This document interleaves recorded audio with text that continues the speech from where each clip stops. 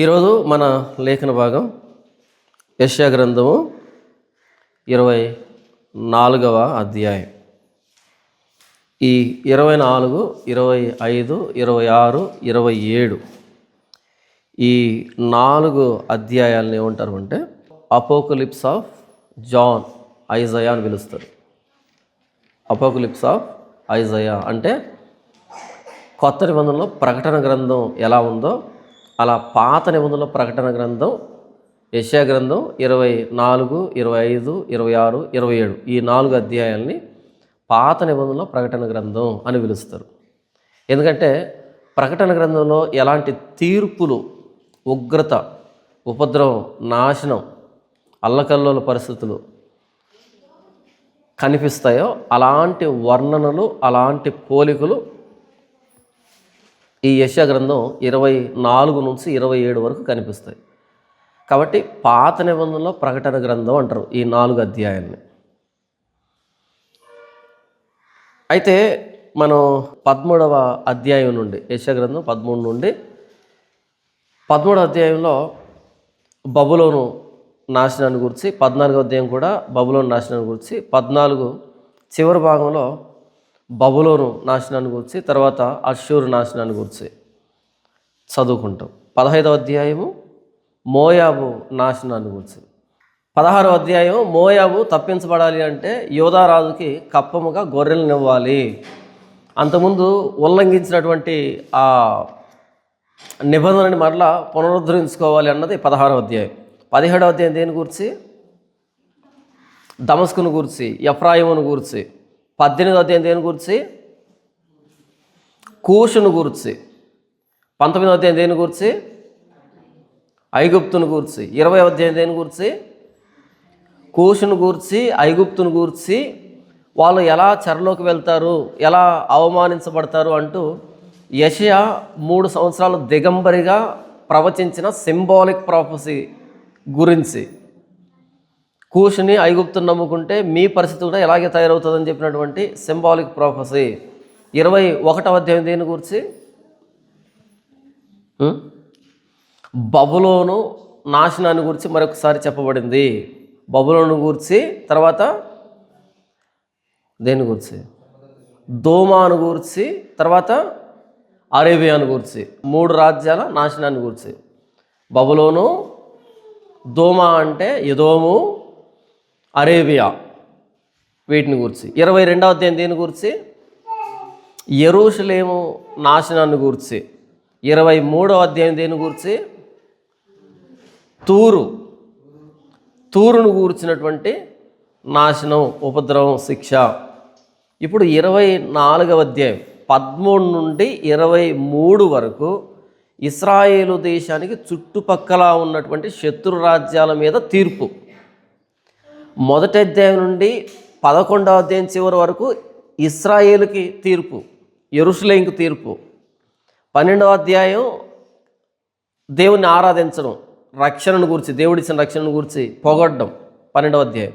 13 నుంచి 23 వరకు ఇశ్రాయేలు చుట్టుపక్కల పొరుగు రాజ్యాల లేదా శత్రు రాజ్యాల నాశనాన్ని గురించి. 24 నుండి 27 వరకు 13 చెప్పినటువంటి ఒక్కొక్క రాజ్యానికి తీర్పు చెప్పాడు కదా. అలా ఏ రాజ్యం మీదకైనా దేవుడు తీర్పు వచ్చింది అంటే, ఉగ్రత వచ్చిందంటే ఆ ఉగ్రత ఎలాగుంటుంది అంటూ చెప్పాడు. అందరికీ అన్వయించి మాట్లాడతాడు 24వ అధ్యాయం నుంచి. ఒక్కొక్క రాజ్యానికి తీర్పు ప్రకటించాడు, నాశనాన్ని ప్రకటించాడు. అయితే 24 నుండి ఏ రాజ్యం మీద దేవుని తీర్పు వస్తుందో దాని తీర్పు లక్షణాలు ఎలాగుంటాయి, దేవుని ఉగ్రత ఎలాగుంటుంది, దాన్ని వివరిస్తూ ఉన్నాడు. చాలామంది ఈ 24వ అధ్యాయాన్ని ఏమంటారు అంటే ఇది మొత్తం మానవ జాతి అంతటి మీదకి వచ్చేటువంటి తీర్పు అని అన్నారు. బైబిల్ పండితులు ఈ 24వ అధ్యాయాన్ని ఏం చెప్పారు అంటే ఇది ఒక దేశానికి సంబంధించింది కాదు, మొత్తం మానవ జాతి అంతటి మీదకి వచ్చేటువంటి తీర్పు అన్నారు. ఇది యుగాంతంలో జరుగుతుంది అన్నారు. ఇది యేసుప్రభు 2వ రాకడలో జరుగుతుంది అని చెప్పారు. అస్సలు కాదు, అది దురభిప్రాయం, అపార్థం చేస్తున్నారు. వాస్తవం ఏంటంటే మనం విలాప వాక్యమును చదివినప్పుడు విలాప వాక్యములో ఎలాంటి వర్ణన కనిపిస్తుందో అదే వర్ణన 24వ అధ్యాయంలో కనపడుతుంది. విలాప వాక్యంలో దేని గురించి రాయబడింది? మొత్తం ప్రపంచాన్ని గురించి కాదు, యెరూషలేము నాశనమైనటువంటి స్థితిని గూర్చి, యెరూషలేము మొండి గోడల మధ్య కూర్చొని ఇర్మియా వ్రాసినటువంటి ఏడ్పు గీతాలు, శోక గీతాలు అవి విలాపవాక్యములు. మనం మొదటి అధ్యాయం నుండి 11 దాకా యెరూషలేము నాశనాన్ని గురించి, యెరూషలేము చేసిన తప్పులను గురించి, తీర్పును గురించి చదువుకున్నాం కదా. అలా యెరూషలేము ఎలా నాశనం చేయబడుతుంది అనేదే 24వ అధ్యాయం. ఇంకెవరైనా కాదు ఇది మొత్తం ప్రపంచానికి అంటే అస్సలు వినకండి, వాళ్ళు అపార్థం చేస్తున్నారు లేఖనాలని. అంటే బయట ఉన్నటువంటి వ్యాఖ్యానాలన్నీ కూడా ఈ విషయంలో పొరపాటు చెప్పాయి. ఇది పొరపాటు. ఎందుకు వాళ్ళు పొరపాటు పడ్డారు అంటే 4వ వచనం చూడండి. దేశము వ్యాకులము చేత వాడిపోవచ్చున్నది, లోకము దుఃఖము చేత క్షీణించిపోవచ్చున్నది, భూజనులలో గొప్పవారు క్షీణించిపోవచ్చున్నారు, లోక నివాసులు అని మాట్లాడుతున్నాడు కదా. ఇక్కడ భూమి అంటున్నాడు, లోకం అంటున్నాడు. ఇలా లోకము భూమి అన్నప్పుడు మొత్తం అందరికీ అనుకున్నారు, కాదు. మొదటి వచనం, ఆలకించుడి, యెహోవా దేశమును ఒట్టిదిగా చేయుచున్నాడు. ఎవరిని ఒట్టిదిగా చేయుచున్నాడు? దేశం అంటే ఏకవచనం, ఒక్క దేశాన్ని గురించి మాట్లాడుతున్నాడు. యెషయా గ్రంథం వ్రాయబడింది ఎవరిని ఉద్దేశించి, ఎవరి కోసమని వ్రాసాడు అంటే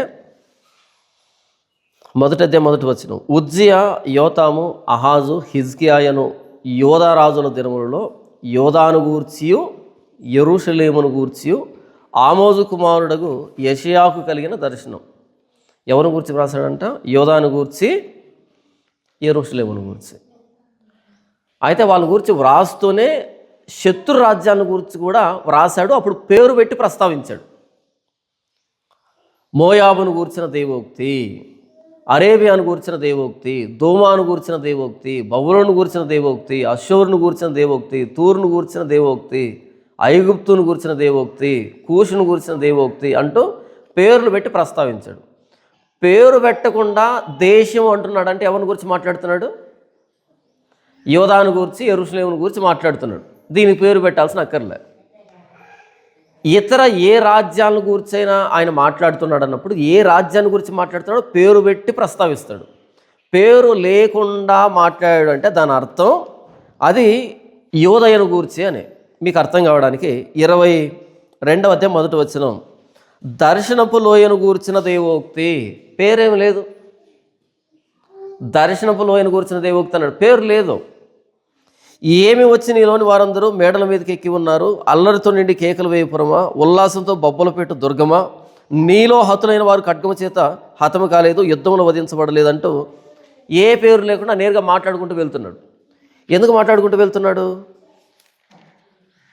మొదటి అధ్యాయం 2వ వచనం, యెహోవా మాట్లాడుతున్నాడు, ఆకాశం ఆలకించు, భూమి చెవియొగ్గు, నేను పిల్లలను పెంచి గొప్పవారినిగా చేసేదని వారు నా మీద తిరగబడి ఉన్నారు. ఇంతకు ఎవరితో మాట్లాడుతున్నాడు?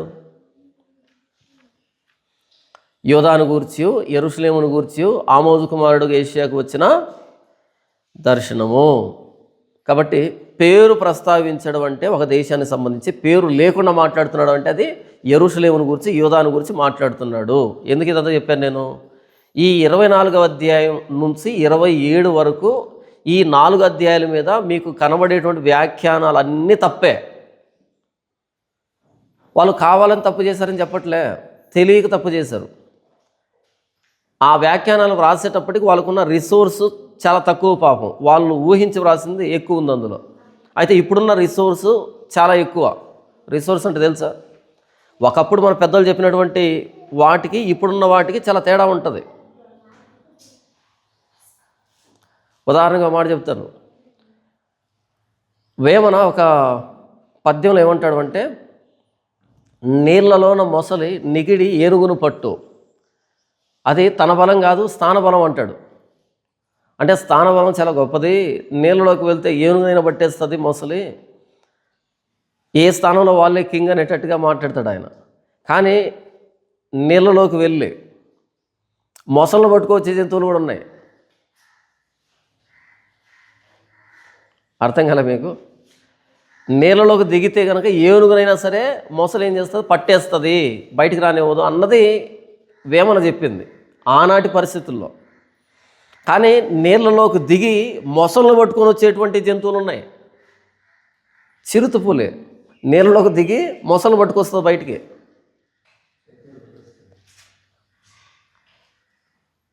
ఈ ముక్క పాపం వేమనకు తెలియదు. ఎందుకంటే ఆయన అడవిలోకి వెళ్ళి చిరుతపుల్లు ఎలా వేటాడతాయి, సింహాలు ఎలా వేటాడతాయి, లేకపోతే ఓటర్స్ ఎలా వేటాడతాయి, లేకపోతే పోలార్ బేర్స్ ఎలా వేటాడతాయి, ఇవన్నీ తెలియదు ఆయనకు ఆ రోజు. ఆయనకు తెలిసినంతలో నీళ్ళలో దిగితే మొసలు మింగేస్తుంది ఎవరినైనా సరే అన్నది ఆయన సర్కిల్లో ఆయన తెలుసు, ఆయన పరిధిలో. కాబట్టి దాన్ని వ్రాసాడు. ఇప్పుడేమైంది, మనం చాలా విషయాలు చూస్తున్నాం. ఇప్పుడు అది మారిపోయింది ఆలోచన. ఆనాటి కాలానికి ఓకే, ఇప్పటి కాలానికి అది చెల్లదు. వేమనేమంటాడు, పొట్ట విప్పి చూడ పురుగులుండు, మేడిపండు చూడ మేలువై ఉండు, పొట్ట విప్పి చూడ పురుగులుండు. దాన్ని అప్పుడు ఆయన ఏమనుకున్నా అంటే పొట్ట అనుకున్నాడు. ఇప్పుడు సైన్స్ బాగా డెవలప్ అయిన తర్వాత అది పొట్ట కాదు, అది పై భాగమే. పైన చిన్న రంధ్రం ఉంటుంది మేడిపండుకి, దాని లోపల నుంచి పువ్వు ఉంటుంది, అదంతా పువ్వు పైకి విచ్చుకొని ఉంటుంది, అది లోపలికి విచ్చుకొని ఉంటుంది. ఆ రంధ్రంలో నుంచి ఈ పురుగులు చీమ లోపలికి వెళ్తాయి, మకరందం కోసం వెళ్తాయి, అలా ఫలదీకరణం చెందుతుంది. ఆయన ఏమనుకున్నాడు, దాన్ని పొట్ట అనుకున్నాడు, కాదు అది పువ్వు అని ఇప్పుడు తెలిసింది మనకి. నేను ఎందుకు చెప్పాను ఇదంతా? ఒకప్పుడున్న రిసోర్సెస్ వేరు, అవగాహన వేరు, దాన్ని బట్టి వాళ్ళు ఆ కాలంలో రాశారు, ఆ కాలానికి చెల్లిందేమో. కానీ ఇప్పుడు అది చెల్లదు అంటున్నా. వాళ్ళు కావాలని రాయలేదు, తెలియక రాశారు. అలాగే యెషయా గ్రంథం 24 నుంచి 27 వరకు ఉన్నటువంటి వ్యాఖ్యానాలన్నీ చాలా మటుకు 99% అపార్థం చేసుకున్నవి తప్ప కరెక్ట్గా లేవు. వాళ్ళు ఏమని వర్ణించారు అంటే ఇది పాత నిబంధనలో ఉన్న ప్రకటన గ్రంథం అన్నారు. అస్సలు కాదు, పాత నిబంధనలో ఉన్న ప్రకటన గ్రంథం కాదు ఇది. ప్రకటన గ్రంథం వేరు, యెషయా గ్రంథంలో ఉన్నటువంటి ఈ 4 అధ్యాయాలు వేరు. ఎందుకు వాళ్ళు అపార్థం చేస్తున్నారు అంటే, ఆయన లోకము భూనివాసులు అని మాట్లాడుతుంటే ఇది మొత్తం ప్రపంచానికి భవిష్యత్తులో జరుగుతుందేమో అనుకుంటున్నారు. కాదు, జరిగిపోయింది. ఎప్పుడు జరిగింది? 586 క్రీస్తుకు పూర్వం నెబుకద్నెజరు దాడిలో జరిగింది ఇది. దాన్ని గురించే ఎగ్జాక్ట్గా ఇక్కడ ఏం జరిగిందో దీన్ని గురించే విలాప వాక్యంలో ఇర్మియా మాట్లాడతాడు. ఈ పోలిక ఆ పోలిక రెండు ఒకేలాగా ఉంటాయి. జరక్క ముందు ఇలా జరుగుతుందని యెషయా చెప్పాడు, జరిగిన తర్వాత ఇలా జరిగిందని ఇర్మియా రాశాడు. ఇద్దరు ఒకే దాని గురించి రాశారు. కాబట్టి ఇది భవిష్యత్తులో నెరవేరేది కాదు, 580లో నెరవేరినటువంటిది. నెబుకద్నెజరు దాడిలో నెరవేరినటువంటి ప్రవచనాలు ఇవన్నీ. అయితే యెషయా నెరవేరక ముందు రాస్తున్నాడు, ఇర్మియా నెరవేరిన తర్వాత రాస్తున్నాడు. ఇంతవరకు చెప్పింది బహుశా మీకు అర్థం కాకపోవచ్చు. ఇప్పుడు చదువుకుందాం. 24వ అధ్యాయం 1వ వచనం నుంచి.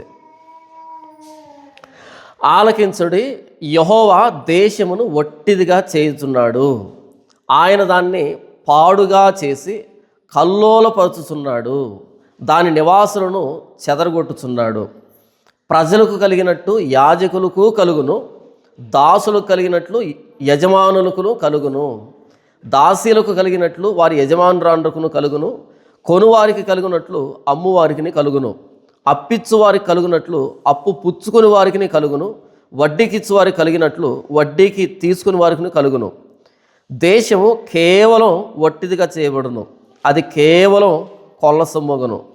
యెహోవా ఈలాగు సెలవిచ్చి ఉన్నాడు, దేశము వ్యాకులము చేత వాడిపోవచ్చున్నది, లోకము దుఃఖము చేత క్షీణించిపోవచ్చున్నది, భూజనులలో గొప్పవారు క్షీణించిపోవచ్చున్నారు. ఇది ఉపద్రవానికి సంబంధించింది, నాశనానికి సంబంధించింది. ఒక్కసారి దేవుని నాశనం ఏ దేశం మీదకైనా వచ్చినా లేదా ఏ వ్యక్తి మీదకైనా వచ్చినా అది ఎలాగుంటుంది అంటే, 3వ లైన్ చూడండి, ఆయన దాన్ని పాడు చేసి కల్లోలపరుచుచున్నాడు, దాని నివాసులను చెదరగొట్టుచున్నాడు. కల్లోలం, కలవరం, చెదరగొట్టబడడం. 2వ లైన్లో యెహోవా దేశమును వట్టిదిగా చేయుచున్నాడు, మొత్తం ఖాళీ అయిపోతుంది. దేవుడు శిక్ష తీసుకుని రానంత వరకు బ్యాంకులో బ్యాలెన్స్ ఫుల్గా ఉంటుంది, శరీరంలో ఆరోగ్యం నిండుగా ఉంటుంది, సమాజంలో పలుకుబడి ఫుల్గా ఉంటుంది. ఏది పట్టుకున్నా బంగారమే, పట్టిందంతా బంగారం అవుతుంటుంది. ఎప్పుడు నాశనం రాకముందు. ఎప్పుడైతే ఆయన ఒకరోజు నిర్ణయించుంటాడు, ఆ రోజు మనకు తెలియదు, అది మనకు వచ్చినటువంటి సమస్య. ఒకరోజు నిర్ణయించుంటాడు, ఆ రోజు ఏమవుతుంది? వట్టిది, ఏమీ లేకుండా పోతుంది, ఉన్న ఫలంగా పోతుంది. మా బంధువులు ఒక అబ్బాయి అన్నాడు, చాలా ఆస్తిపరులు, అంటే కోటీశ్వరులు, బాగా డబ్బున్నోళ్ళు. ఆ అబ్బాయి మాట్లాడేటప్పుడు ఎలా ఉంటుందంటే, ఎంత గర్వం అంటే, ఎంత అతిశయం అంటే, నీదెంత అనేటట్టుగా మాట్లాడతాడు. అలా ఉంటాడు ఆ అబ్బాయి మాట్లాడతాడు. ఎందుకంటే పెరిగిన వాతావరణం అలాంటిది. ఎక్కడ పెరుగుతాడో ఒక వ్యక్తి, అలాంటి బుద్ధులే వస్తాయి. అలా వాళ్ళ ఇంట్లో ఉన్నటువంటి పరిస్థితిని బట్టి, ఎందుకంటే పెద్ద పెద్ద ఎమ్మెల్యేలు కానీ ఎంపీలు కానీ వాళ్ళ ఇంటికి వచ్చి భోంచేసి వెళ్ళాలి, అలాంటి కుటుంబంలో పెరిగాడు కదా.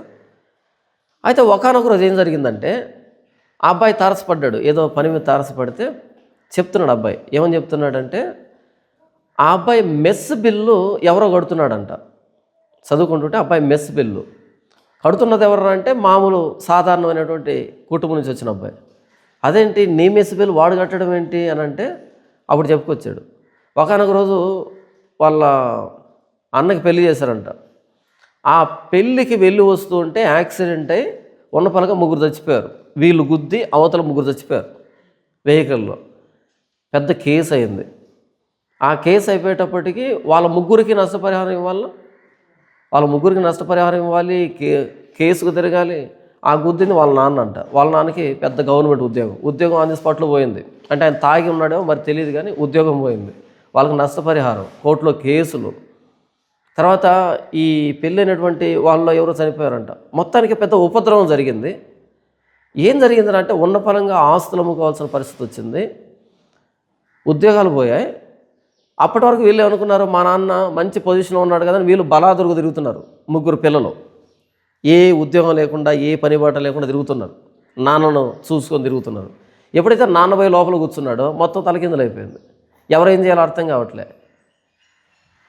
ఒక్క నెలలో పరిస్థితులన్నీ మారిపోయి, తినే తిండికి ఇంకొక వ్యక్తి దయదలిచి డబ్బు కట్టాల్సిన పరిస్థితి వచ్చింది.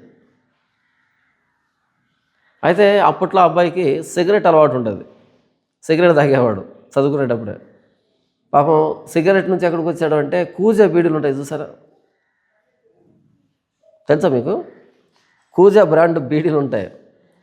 జైరామ్ బ్రాండ్ బీడీలు మంచి స్ట్రాంగ్ ఉంటాయి, కూజా బీడీలు కొంచెం ఘాటు తక్కువ ఉంటాయి అన్నమాట. ఆ బీడీలు తాగుతున్నాడు. ఎంత డబ్బు లేకపోయినా తాగుతాం కదా. అలా ఏం చెప్తున్నాను అంటే, ఒకానొక టైంలో వట్టిదైపోతుంది, బ్యాంక్ బ్యాలెన్స్ జీరోకి వస్తుంది, మైనస్లోకి వెళ్ళిపోతుంది, ఆరోగ్యం పోతుంది, పలుకుబడిపోతుంది, అన్నీ పోతాయి, మొత్తం ఖాళీ చేసి పడేస్తాడు. అదే ఉపద్రవం అంటే.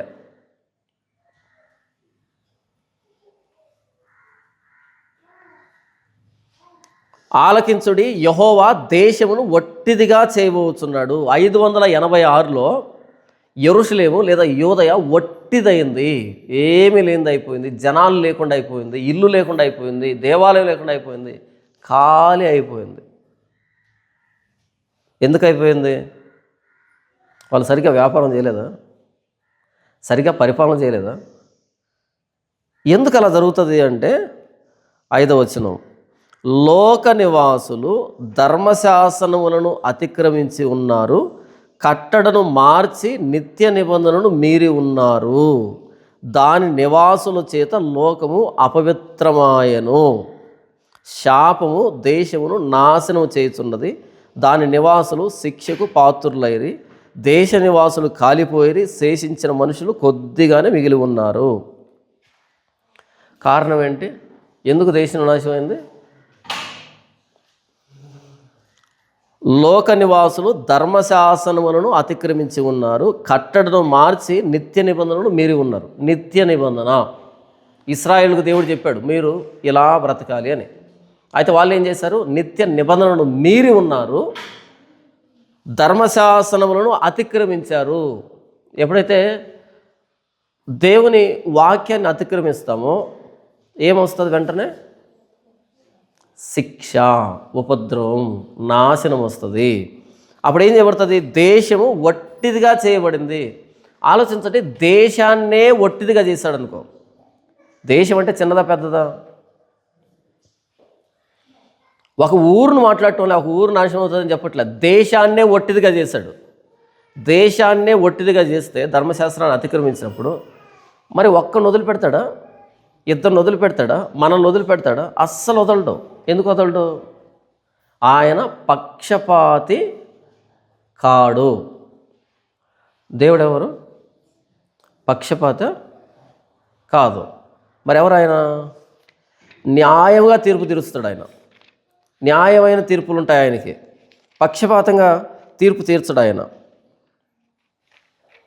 కానీ మనం ఏమనుకుంటామంటే మన దేవుడు కదా, మన యేసుప్రభు కదా అంటాం. ఇంటి దీపం కదా అని ముద్దు పెట్టుకుంటే మూతి మీసాలు కలుతాయంట. ఇంటి దీపం అని ముద్దు పెట్టుకుంటే ఏం కాలుతాయి? మూతి మీసాలు కాలుతాయి. అది ఇంటి దీపమైనా కాలుస్తుంది కదా. ఎక్కువ మాట్లాడితే మనల్ని ఎక్కువ కాలుస్తుంది. దేవుడు తనను నమ్మిన వారిని ఎక్కువ శిక్షిస్తాడు, తనను నమ్మని వారిని తక్కువ శిక్షిస్తాడు. ఎందుకు తనను నమ్మిన వారిని శిక్షిస్తాడు అంటే ఆయన మనల్ని ప్రేమిస్తున్నాడు కాబట్టి వెంటనే స్పందిస్తాడు మన విషయంలో. ఆయన ఎవరైతే ప్రేమించట్లేదో, అంటే ఆయన ప్రేమకు ఎవరైతే నోచుకోలేదో, ఆయన ప్రేమ దగ్గరికి ఎవరు రాలేదో, ఆయన ప్రేమను ఎవరు స్వీకరించలేదో వాళ్ళని వదిలిపెట్టేస్తాడు. అక్కడ పట్టుకుంటాడు పూర్తిగా. తండ్రి తాను ప్రేమించే కుమారుణ్ణి గద్దించేటట్టుగా 5 మంది పిల్లలు అనుకో తండ్రికి, అందులో ఒక్కడంటే బాగా ఇష్టం అనుకో, నాన్న చెప్పిన మాట వింటున్నాడు అనుకో, చీటికి మాటికి వాడిని కొడుతుంటాడు నాన్న. ఎందుకంటే వాళ్ళు ఎటు వినరు, వాళ్ళని కొట్టినా ఉపయోగం లేదు, తిట్టినా ఉపయోగం లేదు. వీడిని కొడుతుంటాడు, వీడిని పట్టించుకుంటుంటాడు, వీడిని అడుగుతుంటాడు. ఎందుకని? నాన్న మాట వింటున్నాడు కాబట్టి, నాన్నకు లోబడుతున్నాడు కాబట్టి వీడు బాగుపడతాడు. ఈ నలుగురు ఏమైపోతారు? బలాదూరులు అయిపోతారు. దేవుణ్ణి నమ్మిన వారికి శిక్ష త్వరగా వస్తుంది, వెంటనే వస్తుంది. నమ్మని వారికి శిక్ష ఆలస్యంగా వస్తుంది, శిక్ష శాశ్వతంగా వస్తుంది చచ్చిన తర్వాత. ధర్మశాసనాలని అతిక్రమించారు, కట్టడను మార్చి నిత్య నిబంధనలు మీరి ఉన్నారు. కాబట్టి ఏమైందంటే దాని నివాసుల చేత లోకము అపవిత్రమాయను, శాపము దేశమును నాశనము చేయుచున్నది. దాని నివాసులు శిక్షకు పాత్రులైరి, దేశ నివాసులు కాలిపోయి, శేషించిన మనుషులు కొద్దిగానే మిగిలి ఉన్నారు. ఇదంతా ఎందుకు జరిగిందంటే ఉపద్రవం ఎప్పుడు వస్తుంది, నాశనం ఎప్పుడు వస్తుంది అంటే, తీర్పు ఎప్పుడు వస్తుంది అంటే ధర్మశాస్త్రాలను అతిక్రమించినప్పుడు, కట్టడను మార్చినప్పుడు శాపము దేశాన్ని నాశనం చేస్తుంది అని చెప్పాడు. ఈ శిక్ష ఎలాగుందంటే యెహోవా దేశమును ఒట్టిదిగా చేయుచున్నాడు, ఆయన దాన్ని పాడుగా చేసి కల్లోలపరుచున్నాడు. కలవరం, కల్లోలం. ఒకేసారి అప్పులు వాళ్ళు చుట్టుముడతారు, ఒకేసారి రోగాలు వస్తాయి, ఒకేసారి సమస్యలు వస్తాయి, దిక్కు తోచని పరిస్థితి ఒకటి వస్తుంది ప్రతి ఒక్క జీవితంలో.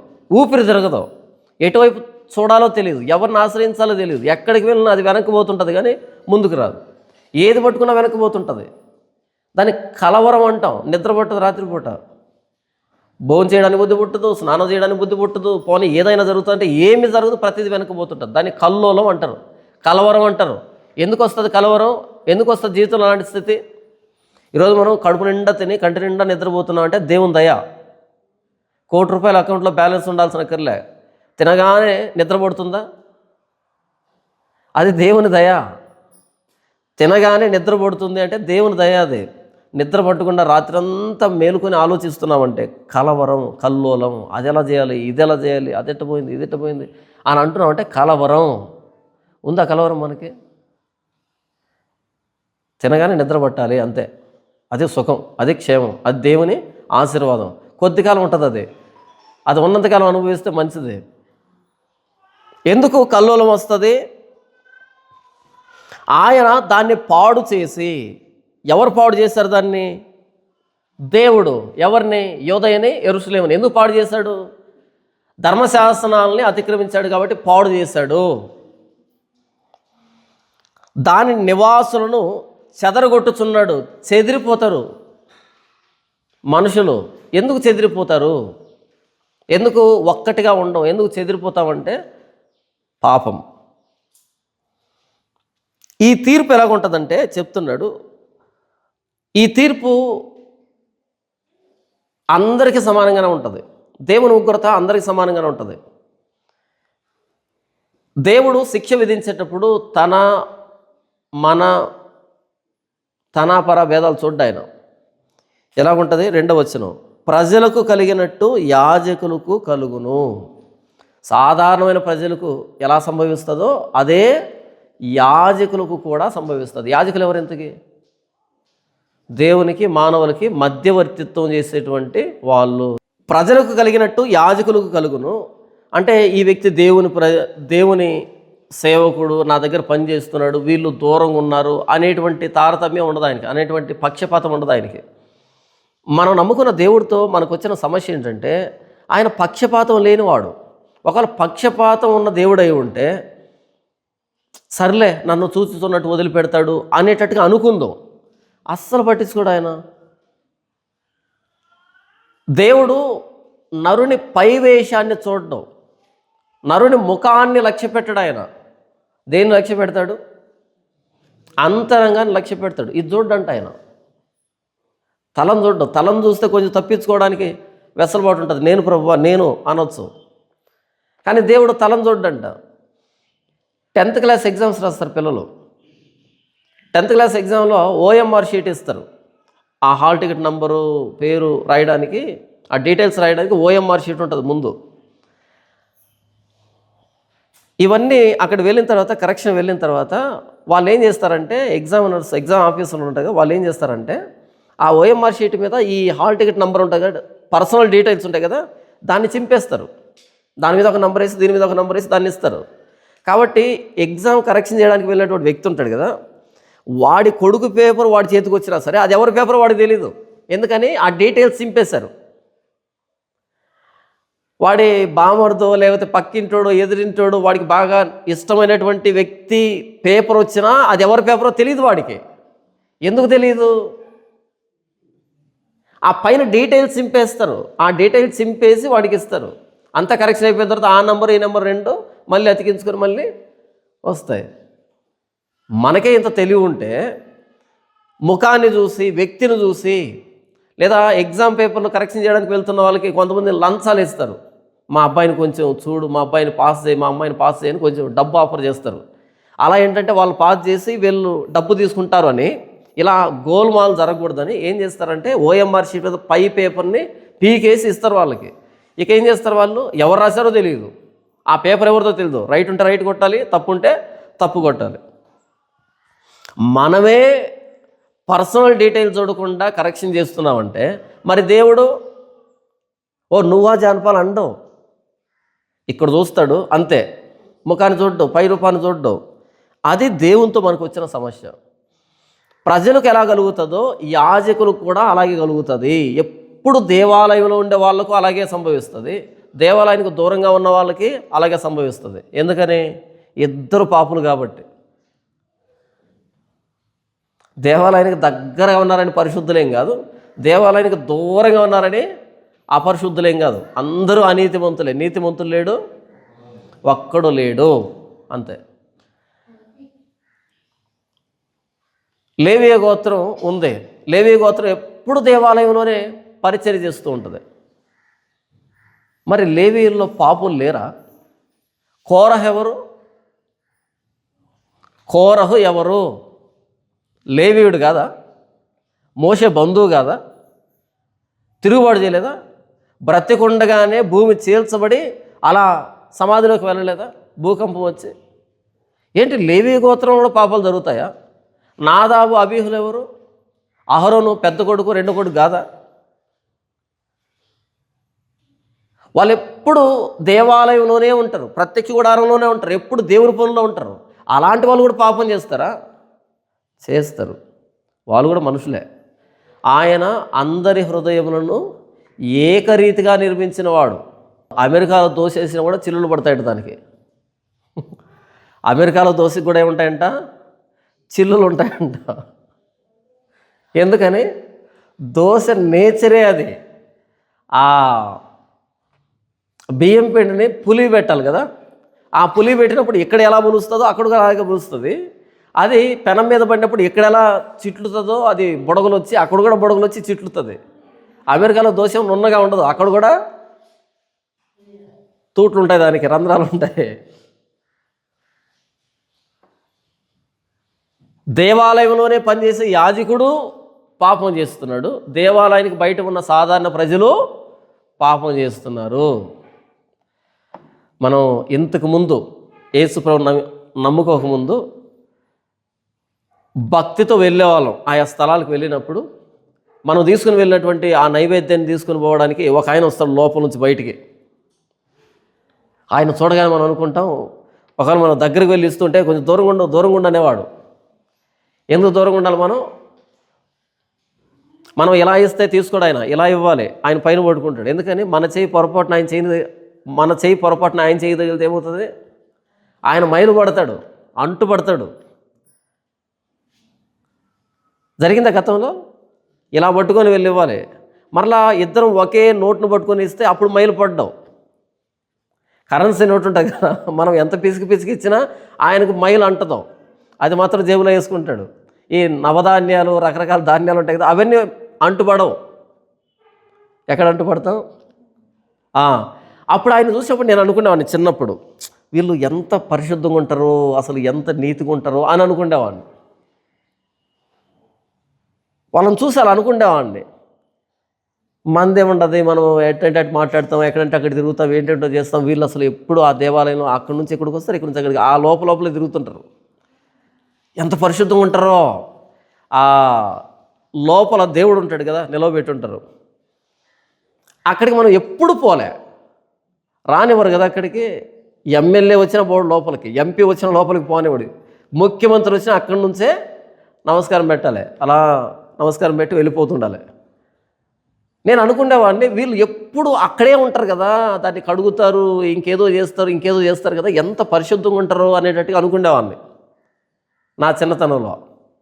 ఇప్పుడు అర్థమవుతుంది, ప్రజలకు కలిగినట్టే యాజకులకు కలుగుతుంది. సామాన్యమైన ప్రజలు లేదు, ఎప్పుడు దేవాలయంలో ఉండే యాజకులు లేదు, వాళ్ళని యాజకులు అంటారు.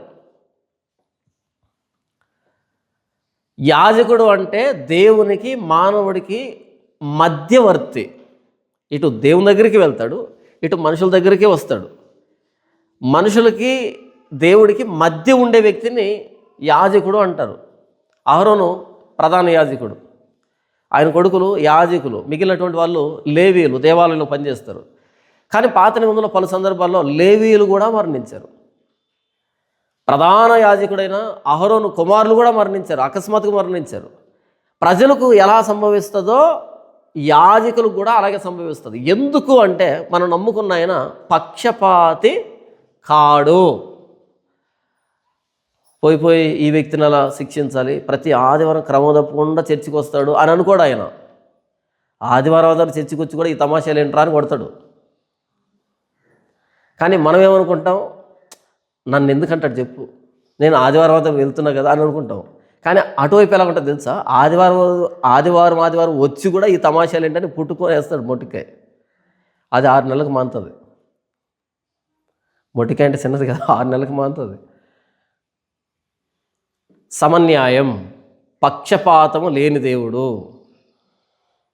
మోషే పొరపాటు చేశాడు. ఏంటి మోషే నువ్వు కూడా అని అన్నాడా, లేకపోతే నువ్వు రావువేక అని అన్నాడా? ఏంటి ఆయన్ని కూడా శిక్షిస్తాడా? తర్వాత మోషే ప్రార్థన చేస్తాడు. మోషే ప్రార్థన చేస్తే దేవుడు అంటాడు, ఇక మీదట దీని గురించి మాట్లాడొద్దు అంటాడు.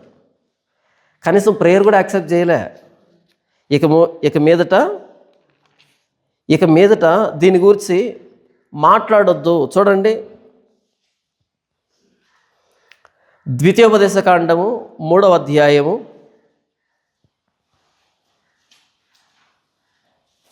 25వ వచనం.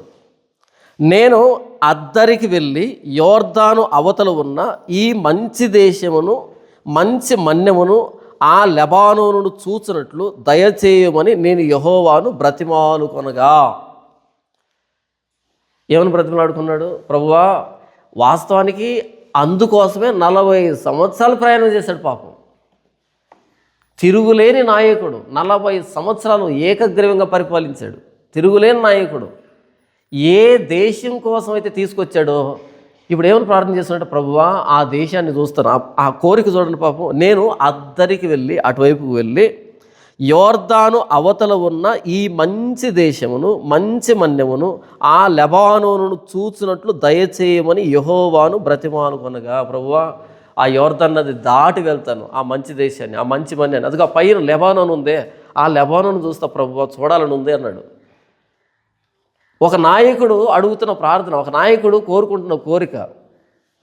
అదేంటి మోషే, నువ్వు వీళ్ళని తీసుకుని వెళ్ళవలసిన వాడివే, నువ్వే కదా వెళ్ళాలి అని అనలే. ఏమన్నాడు చూడండి, 26వ వచనం, యెహోవా మిమ్మును బట్టి నా మీద కోప్పడి నా మనవి వినకపోయాను. మనం బాధపడుతుంటాం, దేవుడు నా ప్రార్థన వినలేదు, దేవుడు నా ప్రార్థన వినలేదని. మోషే ప్రార్థన కూడా వినలే, భక్తులు అందరి ప్రార్థన విన్నా ఆయన. మోషే ప్రార్థన విన్నాడా? వినలేదు. ఇక్కడ నా మనవి వినకపోయాను. మన జీవితంలో ప్రతి ప్రార్థన వింటాడనేం కాదు, వినడు కొన్ని సందర్భాల్లో. ఎందుకు వినడు? మనం చేసే మంచి ప్రార్థనలు కాదు, మంచి ప్రార్థనలు చేయవు. లాటరీ పెట్టి ప్రభువా నాకు లాటరీ తగలాలని ప్రార్థన చేస్తే వినడు ఆయన. దొంగతనానికి వెళ్తూ ప్రభువా భద్రతని అంటే ఇవ్వడు ఆయన. మరియు యెహోవా నాతో ఇట్లా, నేను చాలును, ఇకను ఈ సంగతిని గూర్చి నాతో మాట్లాడవద్దు. మళ్ళీ ప్రార్థన చేస్తాడేమోనని వినలేదు కాబట్టి ఉపవాస ప్రార్థన, విజ్ఞాపన ప్రార్థన, హోల్ నైట్ ప్రేయరు, ఆ ప్రేయరు, ఈ ప్రేయరు ఇక పెట్టుకుంటాం కదా, అలా రకరకాల వెరైటీస్ పెట్టుకొని ప్రార్థన చేసి విసిగిస్తాడని, చాలు, ఇక మీదట ఈ సంగతిని గురించి నాతో మాట్లాడొద్దు, నో మోర్ ప్రేయర్, నేను విన్ను, ఇక ఇలాంటి ప్రార్థన చేయొద్దు అన్నాడు.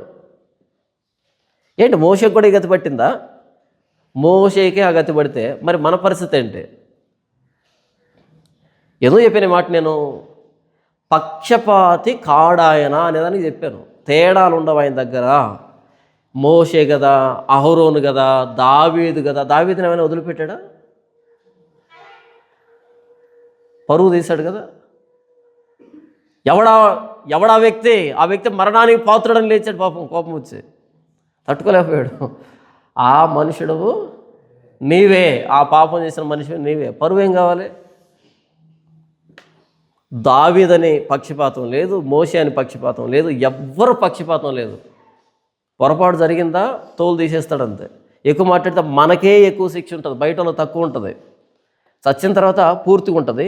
మనల్ని ఎందుకు త్వరగా పట్టించుకుంటాడంటే ఇక్కడే మందలించాలి, అక్కడికి వెళ్ళకుండా అని.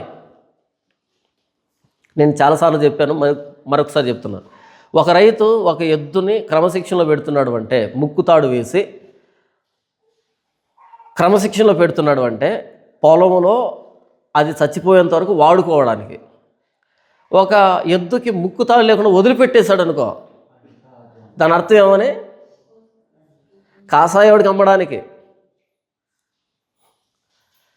బాగా కండబట్టాలి కదా. బాగా కండబట్టాలంటే ముక్కుతాడు వేస్తే కండబడుతుందా? హద్దు ఆపలేకుండా తోలుతారు పొలాల మీదకి, చేల మీదకి. ఎన్నెన్ని ఉలలో పెడతాడో, ఎంతెంత గడ్డి పెడతాడో. ఎందుకని? అసలు ఎముకే కనపడకూడదు కాబట్టి. రైతు ఎద్దుని క్రమశిక్షణలో పెడుతున్నాడు అంటే, దానికి ముక్కుతాడు వేస్తున్నాడు అంటే దాన్ని వాడుకోవడానికి, అది చివరిదాకా బతుకుతుంది. వదిలిపెట్టేశాడంటే అమ్మేస్తాడు, కోసి పడేస్తారు, అర్ధాయుష్యం. నేనేం చెప్తున్నా అంటే, మనం తప్పు చేసినప్పుడు దేవుడు పట్టించుకుంటున్నాడు అంటే వాడుకోవడానికని. తప్పు చేస్తున్నా సరే వదిలిపెట్టేస్తున్నాడు అంటే మధ్యలో అప్పగిస్తాడు. ప్రజలకు కలిగినట్టు యాజకులకు కలుగును, దాసులకు కలిగినట్లు యజమానులకు కలుగును, దాసీలకు కలిగినట్లు వారి యజమానురాండ్రకు కలుగును, కొనువారికి కలిగినట్లు అమ్మువారికి కలుగును, అప్పిచ్చువారికి కలిగినట్లు అప్పు పుచ్చుకుని వారికి కలుగును, వడ్డీకి ఇచ్చువారికి కలిగినట్లు వడ్డీకి తీసుకుని వారికి కలుగును. తేడా లేదు. దాసి అని తేడా లేదు, యజమానుడు అని తేడా లేదు. కొనేవాడని తేడా లేదు, అమ్మేవాడని తేడా లేదు, అప్పిచ్చేవాడని తేడా లేదు, అప్పు పుచ్చుకునేవాడు తేడా లేదు, వడ్డీకి ఇచ్చేవాడు తేడా లేదు, వడ్డీ తీసుకునేవాడికి తేడా లేదు. ఎందుకంటే దేశం మీదకి నాశనం వచ్చినప్పుడు అందరూ నాశనమే. మొన్న కరోనా వచ్చింది, ఎవరినైనా ముఖం చూసిందా? అది వీడు డాక్టరు వదిలిపెట్టిందా? డాక్టర్లు పోయారు, నర్సులు పోయారు, టీచర్లు పోయారు, ఎంఆర్ఓలు పోయారు, బిజినెస్ మ్యాన్లు పోయారు, సామాన్య జనులు పోయారు, చదువుకున్న వాళ్ళు పోయారు, చదువు లేని వాళ్ళు పోయారు, స్త్రీలు, పురుషులు, పిల్లలు, వృద్ధులు, ఏ తేడా లేదు. ఒకసారి ఉపద్రవం వచ్చిందంటే మొత్తం అందరినీ కొట్టుకోపోతుంది అంతే. ఉపద్రవం వచ్చిందంటే తీసుకుని పోవడమే, దానికి పట్టించుకోదు అది. అలా దేశము కేవలం ఒట్టిదైపోయింది. 3వ వచనం చూడండి, దేశము కేవలం ఒట్టిదిగా చేయబడును, అది కేవలం కొల్ల సొమ్మగును. యెహోవా ఇలాగ సెలవిచ్చి ఉన్నాడు, దేశము వ్యాకులము చేత వాడిపోవచ్చున్నది, లోకము దుఃఖము చేత క్షీణించిపోవచ్చున్నది. ఎంత ఉపద్రవం అంటే వ్యాకులము చేత వాడిపోతుంది, దుఃఖము చేత క్షీణించిపోతుంది. ఏడ్చి ఏడ్చి క్షీణించిపోయింది దేశము. ఎందుకు ఏడవాలి? ఎందుకు ఏడుపు వస్తుంది? ఏడ్చి ఏడ్చి ఎందుకు? కళ్ళు గుంటలు పడిపోతాయి. ఎందుకంటే మనం సుఖస్థితిలో ఉన్నప్పుడు, క్షేమస్థితిలో ఉన్నప్పుడు చేసిన పాప పనులు, తద్వారా ఫలితం వచ్చిన రోజు నిద్ర వస్తుందా? ఏడవాలి, కుల్లి కుల్లి ఏడవాలి. 5వ వచనం చూడండి, లోక నివాసులు ధర్మశాస్త్రములను అతిక్రమించి ఉన్నారు, కట్టడను మార్చి నిత్య నిబంధనను మీరి ఉన్నారు, దాని నివాసుల చేత లోకము అపవిత్రమాయను. మరి అపవిత్రమైన లోకాన్ని క్లీన్ చేయాలి కదా. క్లీన్ చేయాలంటే ఒట్టిదైపోతుంది. శాపము దేశమును నాశనం చేయుచున్నది, దాని నివాసులు శిక్షకు పాత్రులేరు. ఎక్కడైతే శాపం వస్తుందో అప్పుడు ఆ దేశం శిక్షకు పాత్రమైంది. దేశ నివాసులు కాలిపోయి శేషించిన మనుషులు కొద్దిగానే ఉన్నారు. తగలబెట్టేశాడు నెబుకద్నెజరు వచ్చే దేశాన్ని. మిగిలిన వాళ్ళు ఎంతమంది? శేషం ఎంతమంది? కొద్దిగా మిగిలిపోయారు. 7వ వచనం నుంచి ఇంతవరకు ఏంటంటే అల్లకల్లోల పరిస్థితులు, శిక్ష. రెండవదిగా దానికి కారణం, 1వ వచనం నుంచి 4 వరకు అల్లకల్లోల పరిస్థితి, 5, 6 వచనాలు దానికి కారణం. 7 నుంచి కరువు వచ్చింది. కరువు. కొత్త ద్రాక్షరసం అంగలార్చుచున్నది, ద్రాక్షవల్లి క్షీణించుచున్నది, సంతోష హృదయాలందరూ నిట్టూర్పు విడుచుచున్నారు, తంబురుల సంతోషనాదం నిలిచిపోయాను, ఉల్లసించు వారి ధ్వని మానిపోయాను, సితారాల ఇంపైన శబ్దం నిలిచిపోయాను, పాటలు పాడుచు మనుషులు ద్రాక్షరసం త్రాగరు, పానం చేయవారికి మద్యం చేదాయను. ఇంతవరకు కరువు, ఆహార కొరత. కొత్త ద్రాక్షారసం అంగలార్చుతున్నది. కొత్త ద్రాక్షారసం అంటే చిన్న చిన్న పిందులు పుట్టే. ఎలా ఉన్నాయంటే ఆ పిందులు ఏడుస్తున్నాయి, అంగలారుస్తున్నాయి. పిందులు ఎందుకు ఏడుస్తాయి? వర్షం పడలే, దాంట్లో సారం రావట్లే. కాబట్టి కొత్త ద్రాక్షారసం అంగలారుస్తుంది, ఏడుస్తుంది. సంతోషంగా అది పిందెలు పక్వానికి రావాలి, కానీ ఏడుస్తున్నాయి, వాడిపోతున్నాయి. చిన్న చిన్న పిందెలు ఎండిపోతున్నాయి. కొత్త ద్రాక్షరసం అంగలార్చుచున్నది, ద్రాక్షవల్లి క్షీణించుచున్నది. ద్రాక్షవల్లి విస్తరించి అల్లుకోవాలి, కానీ క్షీణించిపోతుంది. సంతోష హృదయాలందరూ నిట్టూర్పు విడుచుచున్నారు. పంట వేసాం, పంట చేతికి వస్తుందని సంతోషపడాల్సినటువంటి వ్యక్తులు నిట్టూర్పు విడుస్తున్నారు. తంబురుల సంతోషనాదం నిలిచిపోయింది, పాటలు లేవు. ఉల్లసించు వారి ధ్వని మానిపోయింది, సితారాల ఇంపైన శబ్దం నిలిచిపోయింది. పాటలు పాడుచు మనుషులు ద్రాక్షరసం తాగరు. కచేరీలు అలా ద్రాక్షరసం తాగుతూ పాటలు పాడుతూ ఉంటే వింటూ ఉంటారు కదా, ఆ పాటలు పాడుచు మనుషులు ద్రాక్షరసం తాగరు. పార్టీలు ఆగిపోయాయి, కచేరీలు ఆగిపోయాయి. పానము చేయు వారికి మద్యము చేదాయను. ఎందుకంటే కొత్తది రాలేదు కదా, పాత చేదెక్కింది. కొత్తది రాలేదు కదా, పాతది చేదైంది. చేదైతే తాగరు, అది దాని అర్థం. పానం చేయవారికి మద్యం చేదాయను. ఇంతవరకు కరువు. కొత్త పంట లేదు, ద్రాక్ష పంట కాదు, ఒలివ పంట లేదు, అంజూరు పంట లేదు, యవల పంట లేదు, గోధుమ పంట లేదు, ఏ పంట లేదు. పంట లేదు, పైన ఉపద్రవం, తర్వాత కారణం, తర్వాత కరువు వచ్చింది, తిండి లేకుండా పోయింది. 10వ వచనం, నిరాకారమైన పట్టణము నిర్మూలన చేయబడిను, ఎవడనూ ప్రవేశింపకుండా ప్రతి ఇల్లు మూయబడి ఉన్నది. ద్రాక్షారసం లేదని పొలముల్లో జనులు కేకలు వేయుచున్నారు. సంతోషం అంతా అస్తమించెను, దేశంలో ఆనందము లేదు. పట్టణంలో పాడు మాత్రం శేషించెను, గుమ్మములు విరగొట్టబడిను. ఒలివ చెట్టును దులుపునప్పుడును ద్రాక్షల కోత తీరిన తరువాత పరిగె పండ్లను ఏరుకున్నప్పుడు జరుగునట్లుగా భూమి మధ్య జనముల్లో జరుగును. ఎలా ఉంటుందంటే, ఒలివ చెట్టు దులిపినప్పుడు ఎన్ని కాయలు మిగులుతాయి? 4-5 కాయలు ఉంటాయి చెటారు కొమ్మ మీద. అలా ద్రాక్ష ఫలముల కోత తీరిన తరువాత ఏముంటుంది? ద్రాక్ష కోత అయిపోయిన తర్వాత ఏముండవు కదా. ద్రాక్ష ఫలముల కోత తీరిన తరువాత పరిగె పండ్లు ఏరుకున్నప్పుడు జరుగునట్లుగా భూమి మధ్య జనముల్లో జరుగును. జనులు కూడా ఉండరు, కొద్దిగా ఉంటారు శేషం. ద్రాక్ష కోత అయిపోయిన తర్వాత పరిగె ఏరుకోవాలంటే ఎక్కడ ఉంటుంది? ఒలివ చెట్లు దులిపినప్పుడు 3-4 కాయలు దొరికినట్టుగా అలా మనుషులు శేషం మిగులుతారు. బాగా ఫలించినటువంటి పంటను ఎలాగైతే దులుపుతారో, ఎలాగైతే కోత కోసుకుంటారో అలా ఉంటుంది. అంటే కోతకు వచ్చారు యూదులు, కోతకు వచ్చారు యెరూషలేం ప్రజలు దేవుని కోతకి, నాశనానికి. 14 వచనంలో 14-15 ఏం చెప్తున్నాడు అంటే, ఈ శేషాన్ని గురించి మాట్లాడుతున్నాడు. శేషం ఏం చేస్తారు? అదే నాశనం అయ్యే వాళ్ళు ఏం చేస్తారు? దుఃఖం చేత క్షీణించిపోతారు, వాళ్ళు వ్యాకులం చేత వాడిపోతారు. 4వ వచనం, దేశము వ్యాకులం చేత వాడిపోవచ్చున్నది, లోకము దుఃఖము చేత క్షీణించిపోవచ్చున్నది, భూజనములలో గొప్పవారు క్షీణించిపోవచ్చున్నారు. ఇది నాశనమయ్యే వాళ్ళ పరిస్థితి. పైన ఏం చెప్పాడు? కల్లోలం అని చెప్పాడు, చెదరగొడుతున్నాడని చెప్పాడు.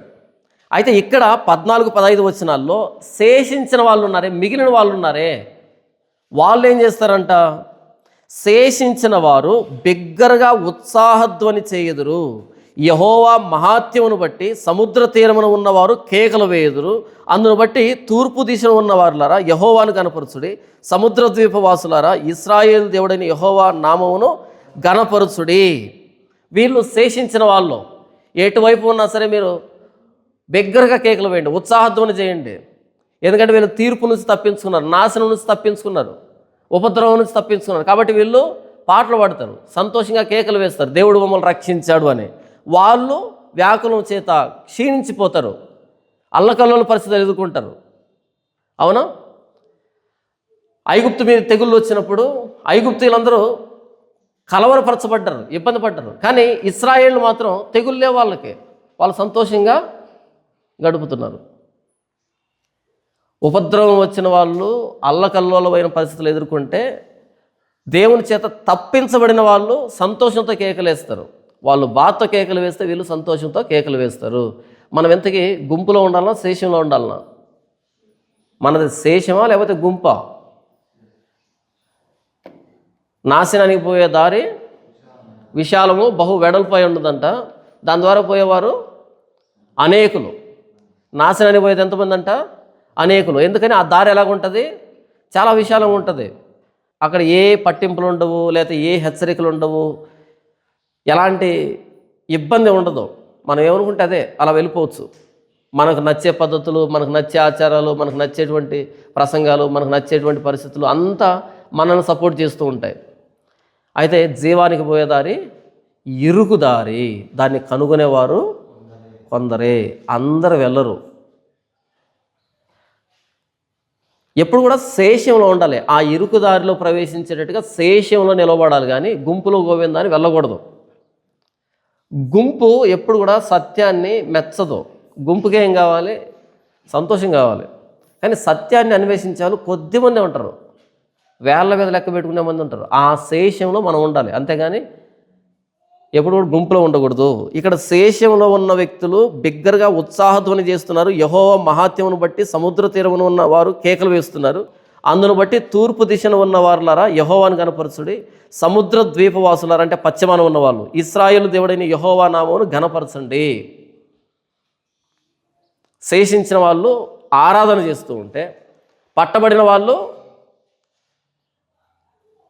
కల్లోలపరచబడుతున్నారు, నిరాశ పొందుతున్నారు, క్షీణించిపోతున్నారు, వాడిపోతున్నారు. 16 నుంచి, నీతిమంతునికి స్తోత్రమని భూదిగంతముల నుండి సంగీతములు మనకు వినపడెను. అప్పుడు నేను ఈ శేషించిన వాళ్ళు ఏమని కీర్తనలు పాడుతున్నారు. నీతిమంతునికి స్తోత్రమని భూదిగంతముల నుండి సంగీతములు వినపడుతున్నాయి. ఆరాధిస్తున్నారు ఈ శేషించిన వాళ్ళు, నీతిమంతునికి స్తోత్రం అని చెప్పి. అప్పుడు యెషయా ఏం చేస్తున్నాడు చూడు, ఇటు ఆరాధించే వాళ్ళు పట్టించుకుంటున్నాడా లేకపోతే క్షీణించిపోతున్న వాళ్ళు పట్టించుకుంటున్నాడో చూద్దాం. 2 కేకలు వినపడుతున్న యెషయాకి. ఒకవైపు నీతిమంతులు కేకలు వేస్తున్నారు, వినపడుతుంది. ఒకవైపు పట్టబడిన వాళ్ళు కేకలు వేస్తున్నారు, వినపడుతుంది. ఇప్పుడు ఏ కేకకి యెషయా స్పందిస్తున్నాడు చూద్దాం. నీతిమంతునికి స్తోత్రమని భూదిగంతముల నుండి సంగీతములు మనకు వినపడెను. అప్పుడు నేను అయ్యో నాకు శ్రమ, నేను చెడిపోతుని, మోసం చేయవారు మోసం చేయుదురు, మోసం చేయవారు బహుగా మోసం చేయుదురు. మోసం చేసేవాళ్ళు మారట్లేదంట, ఇంకా మోసం చేస్తున్నారంట. భూనివాసి నీ మీదకి భయం వచ్చెను, గుంటయు ఉరియు నీకు తటస్థించెను. తూములు పైకి తీయబడి ఉన్నవి, భూమి పునాదులు కంపించుతున్నవి.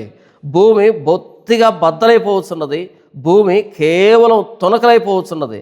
భూమి బహుగా దద్దరిల్లుచున్నది, భూమి మత్తును వలె కేవలం తూలుచున్నది. పాకు వలె ఇటు అటు ఊగుచున్నది, దాని అపరాధము దాని మీద భారముగా ఉన్నది. అది పడి ఇకను లేవదు. భయంకరమైన వర్తమానం విని పారిపోవాడు గుంటలో పడును, గుంటను తప్పించుకునేవాడు ఉరిలో చిక్కును. ఇంతవరకు ఏం మాట్లాడుతున్నాడు? ఒకవైపు వాళ్ళు కీర్తనలు పాడుతూ ఉంటే, దేవుని స్తుతిస్తూ ఉంటే అది పట్టించుకోవట్లే. వీళ్ళు ఇంకా మోసం చేస్తున్నారు. వీళ్ళను బట్టి ఎలా తయారైందంటే భూమి ఒక మత్తుడు ఊగినట్టుగా ఊగుతుందంట. దీన్ని బట్టే చాలామంది వ్యాఖ్యానకర్తలు ఏం చేస్తారంటే, ఇది భూమికి సంబంధించింది, ఇది యెరూషలేముకి సంబంధించింది కాదు, యోదయకి సంబంధించింది కాదు, ఇదంతా భూమికి సంబంధించింది, మొత్తం గ్లోబుకి సంబంధించింది అనుకున్నారు. కాదు, భూమి అంటే అక్కడ మనుషులు అనే. అపరాధం చేసింది భూమి కాదు, అపరాధం చేసింది మనుషులు. కాబట్టి ఆ మనుషులకు సంబంధించి మొత్తం అందరు నాశనం అవుతున్నారు అనే దానికి వాడబడిన పదం భూమి అని. భూమి ఎందుకు నాశనం అవుతుంది? భూమి ఎందుకు? చూడండి, అక్కడ వాడబడినటువంటి పదం చూడండి, 20 వచనం. భూమి మత్తును వలె కేవలం తూలుచున్నది, పాక వలె ఇటు అటు ఊగుతుందంట. భూమి మత్తులాగా, సారాయి తాగిన వాళ్ళలాగా ఊగుతుందంట, పాక వలె ఇటు అటు ఊగుతుందంట. ఎందుకు ఊగుతుంది? దాని మీద విపరీతమైన బరువు పెడితేనే అప్పుడు ఊగుతుంది. విపరీతమైన బరువు పెడితేనే అది అటు ఇటు ఊగుతుంది కదా. పాక ఎప్పుడు ఊగుతుంది? పెద్ద గాలి వచ్చినప్పుడు ఊగుతుంది, దానికంటే బలమైన గాలి వస్తే ఊగుతుంది. అలా భూమి ఇటు అటు ఊగుతుందంట. ఎందుకు ఊగుతుందంటే దాని అపరాధము దాని మీద భారముగా ఉన్నది, అది పడి ఇకను లేవదు. ఏముందంటే భూమి మీద అపరాధము. అపరాధం అనేది వస్తువా? అపరాధం అనేది ఒక రాయి లాంటిదా లేదా ద్రవం లాంటిదా? ఎంత అపరాధం ఉందంటే భూమి మీద పాకలాగా ఊగేంత అపరాధం ఉందంట. అపరాధం అనేది వస్తువు కాదు, భూమి అనేది భౌతికమైనది, అపరాధం అనేది అభౌతికమైనది. ఇప్పుడు అది దీని మీద ఉంటే ఇది ఊగడం ఏంటి? పోలిక. ఒక పాక ఎలాగైతే ఊగుతుందో గాలికి, అలా భూమి ఊగుతుంది. భూమి ఊగుతుందంటే యోదయ యెరూషలేము ఊగుతుంది. వాళ్ళు చేసిన అపరాధం వారి నెత్తి మీదకి వచ్చింది కాబట్టి వాళ్ళు నాశనం అవుతున్నారు అని భూమితో పోలుస్తున్నాడు. అంతేగాని మొత్తం భూమికి సంబంధించింది కాదు ఇది. యెషయా చెప్తూ ఉన్నది యోదయను గూర్చి, యెరూషలేమును గూర్చి ఆమోజు కుమారుడైన యెషయాకు కలిగిన దర్శనము, అంతేగాని మొత్తం ప్రపంచాన్ని గూర్చి కాదు. మొత్తం ప్రపంచాన్ని గురించి అంటే కనుక మానవ జాతిని ఉద్దేశించి యెషయాకు కలిగిన దర్శనము అని వస్తుంది. యోదయ యెరూషలేము, దాన్ని పోలుస్తున్నాడు. వాళ్ళకు సంబంధించిన భూభాగం అదిరిపోతూ ఉంది. అక్కడేమంటాడు? 17 వచనం. భూనివాసి అంటే యోదయ ప్రజలారా, యెరూషలేం ప్రజలారా అని. భూనివాసి నీ మీదికి భయం వచ్చెను, గుంటయు ఉరియు నీకు తటస్థించెను. గుంట అంటే సమాధి అని. సమాధి నాశనమైంది, ఊరి నాశనమైంది, ఊరి తటస్థించింది. గుంట ఉరి నీకు తటస్థించాయి. తూములు పైకి తీయబడి ఉన్నవి, భూమి పునాదులు కంపించుతున్నవి. తూములు పైకి తీయబడ్డాయి. ఎలాగైతే తూములు ఎత్తినప్పుడు వరద వస్తుందో, ఇది భూమి పునాదులు కంపించుతున్నాయంటే ఎప్పుడైతే తూము పైకి ఎత్తినప్పుడు వరద వస్తుందో భూమి కంపించిపోతుంది. అంత ఉధృతమైనటువంటి వరద వస్తుంది, దేవుని కోపం. 19. భూమి బొత్తిగా బద్దలైపోవచ్చున్నది, భూమి కేవలం తొణుకలైపోవచ్చున్నది, భూమి బహుగా దద్దరిల్లుచున్నది. ఇదంతా యుద్ధ వాతావరణం. అంతమంది శత్రువులు వచ్చారు, వరద ప్రవహించినట్టు ప్రవహించారు. దీన్ని మనం ఏం చూస్తాం? యెషయా గ్రంథం 8వ అధ్యాయంలో వర్ణన చూడండి ఎలాగుంటుందో. యెషయా గ్రంథం 8వ అధ్యాయం 7వ వచనం, కాగా ప్రభు బలమైన యూఫ్రటీసు నది విస్తార జలములను, అనగా అష్షూరు రాజును అతని దండంతటిని వారి మీదకి రప్పించును. అవి దాని కాలువలన్నిటికి పైగా పొంగి ఒడ్డులన్నింటి మీద పొర్లిపారును. దేని గురించి మాట్లాడుతున్నాడు ఆయన? తూములు పైకెత్తబడ్డాయంటే అష్షూరు ప్రయాణం ప్రారంభించింది, లేదా బబులోను ప్రయాణం ప్రారంభించింది అని చెప్తున్నాడు. కాగా ప్రభు బలమైన యూఫ్రటీసు నది విస్తార జలాలు, అనగా అష్షూరు రాజును అతని దండంతటిని వారి మీదకి రప్పించును. అవి దాని కాలువలన్నిటికీ పైగా పొంగి ఒడ్డులన్నింటి మీదను పొర్లిపారును. అవి యోధా దేశంలోనికి వచ్చి పొర్లి ప్రవహించును. అవి కుతికలు లోతగును. ఇదంతా నీళ్ళను గురించి కాదు. నీళ్లు వస్తే భూమి ఎలా మునిగిపోతుందో, సైన్యం వస్తే యోదయ జాతి ఎలా మునిగిపోతుంది అని చెప్తున్నటువంటి వర్ణన. ఇప్పుడు చెప్పండి, ఇది మొత్తం ప్రపంచానికి సంబంధించిందా లేకపోతే యోదయకు సంబంధించిందా? తూములు పైకెత్తబడి ఉన్నవి అనేటువంటి వర్ణన అది యూఫ్రటీసు నదికి సంబంధించిందని 8వ అధ్యాయంలో మనం చదువుకున్నాం. ఆ ఉధృతి వరద ఇప్పుడు ఇది ప్రపంచానికి సంబంధించింది కాదు, ఇది యోదయకు సంబంధించినటువంటి వర్ణన. భూమి బొత్తిగా బద్దలైపోవచ్చున్నది, భూమి కేవలం తునకలైపోవచ్చున్నది, భూమి బహుగా దద్దరిల్లుచున్నది, భూమి మత్తును వలె కేవలం తూలుచున్నది, పాక వలె ఇటు అటు ఊగుచున్నది, దాని అపరాధము దాని మీద భారముగా ఉన్నది, అది పడి ఇకను లేవదు. ఇక లేవనెత్తలేనంతగా పడిపోయింది అని చెప్తూ భయంకరమైన వర్తమానం విని పారిపోవాడు గుంటలో పడును. ఈ యుద్ధ సమాచారాన్ని ముందుగా తెలుసుకున్నవాడు పారిపోతాడంట. భయంకరమైన సమాచారాన్ని విని ఏం చేస్తాడు? వాడు పారిపోతాడంట. అయితే ఈ ఉపద్రవాన్ని నిర్ణయించిన వాడు దేవుడు కాబట్టి అలా పారిపోతున్నవాడు పారిపోయాడా, తప్పించుకున్నాడా? గుంటలో పడును. వాడికి గొయ్యి తీసి పెట్టాడు, అక్కడ పడిపోయాడు. అంటే తప్పించుకునే దానికి వీలు లేకుండా వస్తుంది నాశనం అనేది. మన జాగ్రత్తలు, మన ముందస్తు ఆలోచనలు, మన ప్రణాళికలు ఇవేమి ఆ రోజు రక్షించవు. అది రానంత వరకే తమాషాలు. అది ఒక్కసారి ఉపద్రవం వచ్చితే కనుక ఆ ఉపద్రవంలో చావాల్సిందే. తప్పించుకోవాలని వాడు ముందుగా విన్నాడు. భయంకరమైన వర్తమానం విని ముందుగానే సమాచారం తెలిసిపోయి పారిపోతున్నాడు తప్పించుకోవడానికి. వాడికి గుంత తీసి పెట్టాడు, అందులో పడిపోయాడు, చచ్చిపోయాడు. భయంకరమైన వర్తమానం విని పారిపోవాడు గుంటలో పడును. తప్పించుకోవడానికి వీలు లేదు, పారిపోయినా వీలు లేదు, ముందుగా తెలిసినా ఉపయోగం లేదు. ఒక్కసారి దేవుని నాశనాన్ని నిర్ణయించడం తప్పించుకునే వీలే ఉండదని చెప్తున్నాడు. గుంటను తప్పించుకున్నాడు ఉరిలో చిక్కును. ఒకవేళ బాగా తెలివిగా పరిగెత్తి తెలివిగా గమనించి గుంటను తప్పించుకున్నాడు అనుకో, ఎక్కడ దొరుకుతాడంట? ఉరిలో పడతాడంట. తప్పించుకునే మార్గం లేదా? మనుషులు కనుక మనకి స్పాట్ పెడితే తప్పించుకోవచ్చు. వాళ్ళు మనలాంటి తలే కదా, చిన్న తలే కదా, కాబట్టి వాళ్ళు వేసేటువంటి ఆ ఉపాయాలు ఉంటాయి కదా, ఆ ఉపాయాలు మనం ఈజీగా తప్పించుకోవచ్చు. ఎందుకంటే మనలాగే ఆలోచిస్తారు వాళ్ళు కూడా. కొంచెం తెలివి ఉంటే మనం తప్పించుకోవచ్చు. అయితే ఈ ఉపాయాన్ని దీన్ని నిర్ణయించింది ఎవరంటే దేవుడు కాబట్టి తప్పించుకోవడానికి వీలే ఉండదు. దీని గురించి అద్భుతమైన మాట ఉంటుంది. ఆమోసు గ్రంథం 9వ అధ్యాయం, ఆమోసు గ్రంథం 9వ అధ్యాయము 1వ వచనం నుంచి, యెహోవా బలిపీఠమునకు పైగా నిలిచి ఉండుట నేను చూచితిని. యెహోవా ఎక్కడున్నాడంట? బలిపీఠం పైన ఉన్నాడంట. ఎందుకని? బలి అర్పించడానికి. యెహోవా బలిపీఠానికి పైగా ఉన్నాడంట. అప్పుడు ఆయన నాకు ఆజ్ఞ ఇచ్చినదేమనగా, గడపలు కదిలిపోవునట్లుగా పై కొమ్మలను కొట్టి వారందరి తలల మీద వాటిని పడవేసి పగలగొట్టు. ఏం చేస్తావు ఆమోసు? గడపలను పగలగొట్టి అవన్నీ వాళ్ళ నెత్తి మీద పడేటట్టు పగలగొట్టు అని చెప్తున్నాడు.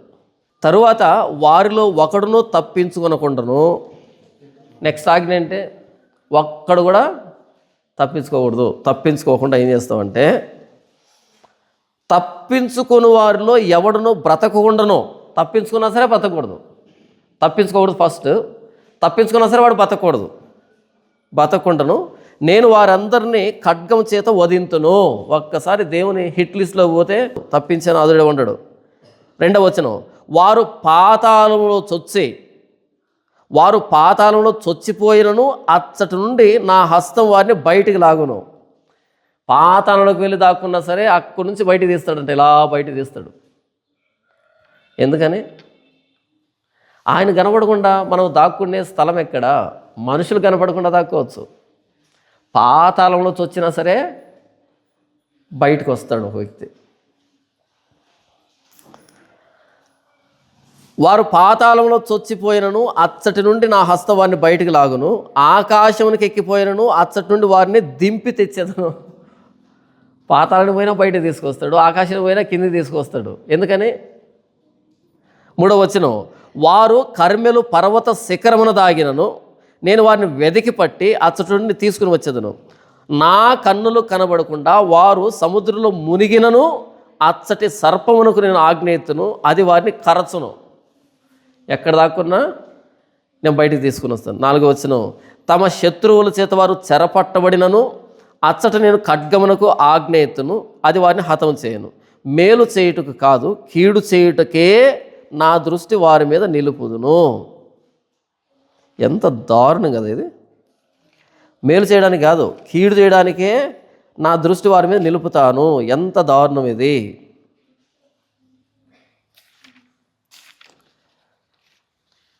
ఒకసారి దేవుని దృష్టిలోకి మనం వెళ్తే తప్పించుకునేదానికి వీలు లేదు. ఆమోసు గ్రంథం 5వ అధ్యాయం, ఇంతవరకు మనం ఆమోసు గ్రంథం 9 చదివాం కదా. ఆమోసు గ్రంథం 5వ అధ్యాయము 19వ వచనం 18 నుంచి చదివి వినిపిస్తాను. యెహోవా దినము రావాలని ఆశ పెట్టుకుని ఉన్నవారులారా, యెహోవా దినం అంటే ఉగ్రత, రాణిలో చూద్దాం, ఏం జరుగుతుందో చూద్దాం అంటాం కదా, అది ఆశ పెట్టుకోవడం అంటే. ఆశ పెట్టుకోవడం అంటే మంచి పని అని కాదు. దేవుడు శిక్షిస్తాడు అన్నాం అనుకో, వచ్చినప్పుడు చూద్దాంలే అంటామా? అదొక ధైర్యం ఉంటుంది. అప్పుడు చూద్దాంలే, వచ్చినప్పుడు చూద్దాంలే అని అంటాం కదా.